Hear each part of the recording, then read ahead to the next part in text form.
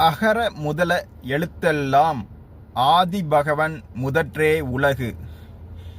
இந்த உலகத்தில் முதலில் தோன்றிய எழுத்துக்கள் எல்லாம் ஆவிலிருந்தே ஆரம்பிக்கின்றன. அதனால் எழுத்துக்களில் முதன்மையானது அகரம். எனவே அந்த அகரத்தை முதன்மையாக கொண்டு எழுதியிருக்கிறார்.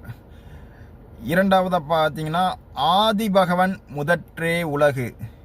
இந்த உலகத்தில் உள்ள அனைத்து ஆத்மாக்களும் எல்லாமே கடவுளால் படைக்கப்பட்டது. இந்த உலகத்தில் எல்லாமே கடவுளால் படைக்கப்பட்டது.